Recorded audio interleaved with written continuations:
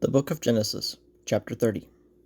And when Rachel saw that she bare Jacob no children, Rachel envied her sister, and said unto Jacob, Give me children, or else I die. And Jacob's anger was kindled against Rachel, and he said, Am I in God's stead, who hath withheld from thee the fruit of the womb? And she said, Behold my maid Bilhah, go in unto her, and she shall bear upon my knees, that I may also have children by her.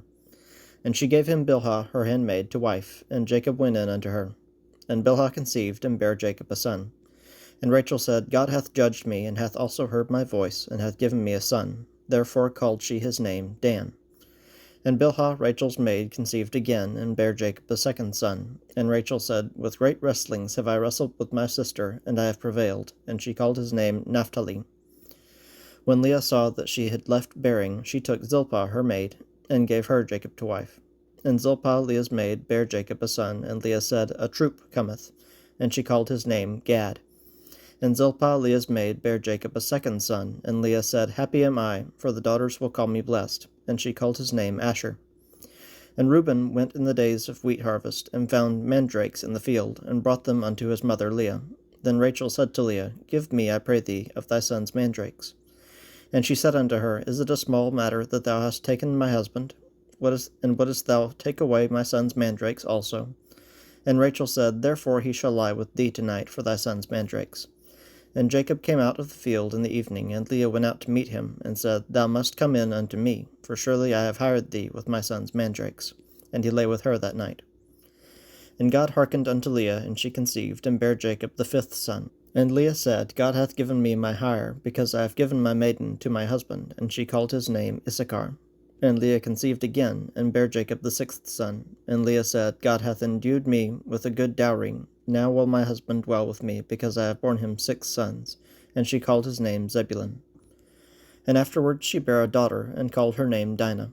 And God remembered Rachel, and God hearkened to her, and opened her womb, and she conceived, and bare a son, and said, God hath taken away my reproach. And she called his name Joseph, and said, The Lord shall add to me another son. And it came to pass, when Rachel had borne Joseph, that Jacob said unto Laban, Send me away, that I may go unto mine own place, and to my country. Give me my wives and my children, for whom I have served thee, and let me go, for thou knowest my service which I have done thee. And Laban said unto him, I pray thee, if I have found favor in thine eyes, tarry, for I have learned by experience that the Lord hath blessed me for thy sake. And he said, Appoint me thy wages, and I will give it. And he said unto him, Thou knowest how I have served thee, and how thy cattle was with me. For it was little which thou hadst before I came, and it is now increased unto a multitude, and the Lord hath blessed thee since my coming. And now when shall I provide for mine own house also? And he said, What shall I give thee? And Jacob said, Thou shalt not give me anything. If thou wilt do this thing for me, I will again feed and keep thy flock. I will pass through all thy flock today, removing from thence all the speckled and spotted cattle, and all the brown cattle among the sheep, and the spotted and speckled among the goats, and of such shall be my hire.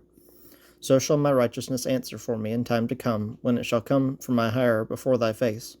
Every one that is not speckled and spotted among the goats, and brown among the sheep, that shall be counted stolen with me. And Laban said, Behold, I would it might be according to thy word. And he removed that day the he-goats that were ring-straked and spotted, and all the she-goats that were speckled and spotted, and every one that had some white in it, and all the brown among the sheep, and gave them into the hand of his sons. And he set 3 days' journey betwixt himself and Jacob fed the rest of Laban's flocks. And Jacob took him rods of green poplar, and of the hazel and chestnut tree, and pilled white strakes in them, and made the white appear which was in the rods. And he set the rods which he had pilled before the flocks in the gutters in the watering troughs when the flocks came to drink, that they should conceive when they came to drink.